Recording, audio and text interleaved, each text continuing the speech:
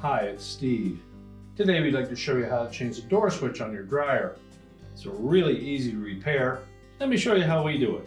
Now with the dryer pulled slightly forward, our next step will be to remove the lint filter. So pull that out of the housing and set it aside.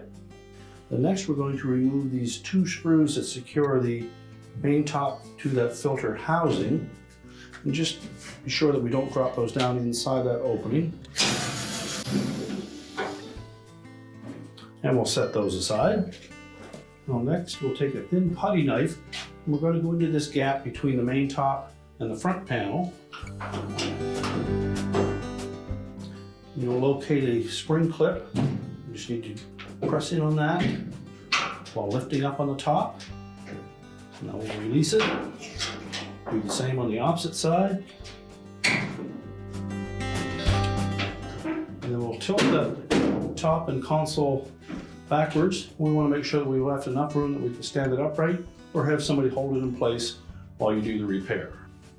Now our next step will be to disconnect the wire harness connector to that door switch.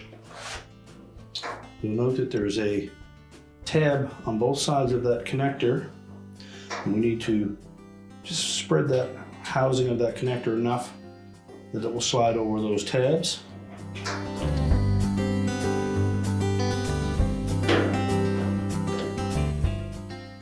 You use a flat blade screwdriver to do that.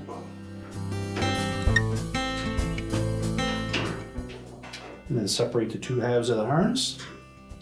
Next, we'll open the door up.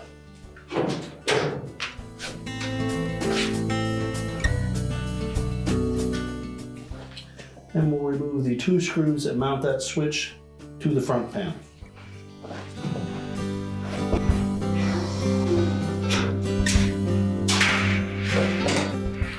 We'll remove and discard the old switch.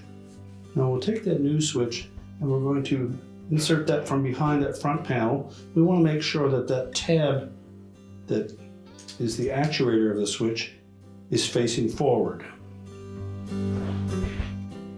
So fit that through that square opening. Line up the two holes for the mounting screws.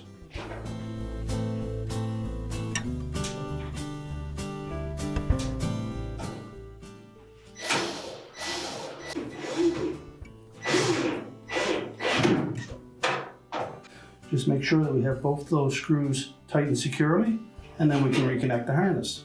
Just make sure that we snap that connector together tightly and ensure that that locking tab engages. Now we can tuck that out of the way and put the main top back down. So now we'll just lower that main top back down. Make sure we have it even side to side. You can pull slightly forward on it if you wish, and then just press it down over those two spring clips. Make sure it's flush with the front panel. We'll then reinstall the two screws that secure that lint filter housing. And again, we'll want to make sure that we protect those screws from falling down into that opening.